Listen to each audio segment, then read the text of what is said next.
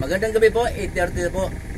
Bago po matulog, nagbabasa po ko ng Bible. Ibig ko sabihin ng Bible study, pag-aaral po ng salita ng Diyos sa Bible po. Iparinig ko po sa inyo yung binabasa ko po sa Mateo 7, 9 hanggang 11 po. Pakinggan po niyo, pakaganda po ito.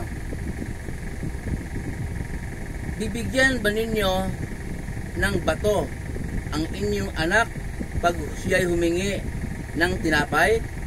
Bibigyan ba ninyo siya ng ahas kapag siya'y humingi ng isda? Kung kayong mga masama ay marunong magbigay ng mga mabubuting bagay sa inyong mga anak, gaano pa kaya ang inyong Ama na nasa langit? Bibigyan niya ng mga mabubuting bagay ang bawat humingi sa kanya. Ayun po. Paliwanag po dito, ito po yung salita ng ating Panginoong Hesus. Tayo rin pong mga tao. Sabi niya, bibigyan ba ninyo ng bato ang inyong anak kapag humingi ng tinapay? Bibigyan ba ninyo ang inyong anak ng ahas kapag siya'y humingi ng isda? Tayo pong tao yon. Dinugtong po niya, kung kayong mga masama, magsalanan kasi tayo kasalanan po tayo, yung mga tao na nakatira sa mundo. Kung kayong mga masama ay marunong magbigay ng mga mabubuting bagay sa inyong mga anak, gaano pa kaya ang inyong Ama na nasa langit? Bibigyan niya ng mga mabubuting bagay ang bawat humingi sa kanya. Para pong hindi po double meaning ha, iba kasi parang gaano pa kaya ang inyong Amang nasa langit? Bibigyan niya ng mabubuting bagay ang bawat humingi sa kanya. Mabubuting bagay po ha, kasi tayong makasalanan, hindi natin bibigyan ng masama ang ating anak. Siya pa kayo Ama na banal sa langit. Kaya yung pong mga nanalangin pala po, sabi na hindi dininig ng Diyos ang aking panalangin. Maganda yung panalangin ko ha. Ang panalangin ko, pumasa sa exam, magiging yung kurso na kinuha ko, makapagtrabaho ako. Hindi naman masama. Pero akala po natin yon. Kaya hindi binigyan ni Lord dahil mapapahamak po tayo. Si Lord po ang nakakaalam. Marami po tayo hinihingi kay Lord na hindi niya binibigay. Kasi ang sabi po dito ng ating Panginoon Hesus, ang iyong Amang nasa langit, bibigyan niya ng mabubuting bagay ang bawat humingi sa kanya. Kaya hindi binibigyan ni Lord ng mga hinihingi at iba, baka check naman nakakasama yun. Kung mag-abroad ka man, nanalangin ka, hindi ka natutuloy, hindi binigyan ni Lord, nakakasama yun.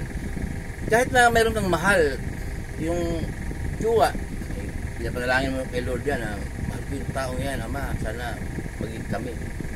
Hindi binigyan ni Lord, at kaya po yun, kung talagang mananampalataya ka, alam mo na hindi binigyan ni Lord dahil nakakasama sa'yo. Akala mo lang yan mabuti, akala natin mabuti. Kasi sabi dito, gaano pa kaya ang inyong Ama na nasa langit? Kung kayong mga makasalanan ay marunong magbigay ng mabubuting bagay sa inyong mga anak, yung Diyos pa kaya? Yung mga humihiling po na hindi pinagkaloob ni Lord, akala po natin yun na kaya hinihiling natin dahil akala natin nakakabuti. Pero ang Diyos ang nakakalam po na kaya hindi binigay. Pero sa panalangin po pala natin, hindi po pala panalangin, lahat ng panalangin ay naririnig. Depende po sa panalangin. Kasi may tanong po sa akin na, si Proy, may power ba ang panalangin? Depende sa nanalangin. Yung panalangin, pag nanalangin ka, yun, binanggit mo ng Diyos. Panalangin yun, pero ang ibig sabihin nun, kung paano ka makikipag-usap sa Diyos para marinig ng Diyos. At pag narinig ng Diyos naman, hindi nila ibibigay yung nakakasama sa'yo. Ayun sa binasa ng yung lingkod. Panalangin po, bago tayo manalangin, hingi mo ng tawad. Ama, inaamin ko po sa iyo, Ama, na paulit-ulit po akong nagkasala sa isip, sa salita, at sa gawa. dala po ng aking kahinaan, Ama. Ayun.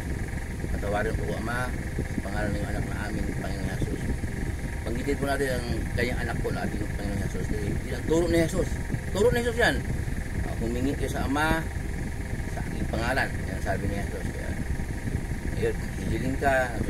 Bago ka manalangin, kung may saman ang loob ka sa kapwa mo, alisin mo na. Walang kompetensya, kumbaga, puso't isip mo, nakarikta sa Diyos. Para po pag manalangin tayo, pag sa cellphone, malakas ang signal. Mayroon din yung Diyos. Kaya, ganun po ang panalangin. Pag-usap sa Diyos. Marami pong nanalangin na hindi man Diyos ang kausap niya eh. Binabanggit niya pangalan ng Diyos, pero yung puso niya, hindi niya kinakausap ang Diyos. Kaya hindi narinig. O pag narinig man, kaya hindi binigay dahil nakakasama. Ang yung lingkod. Ganda gawin po sa inyo lahat. Matulog po tayo.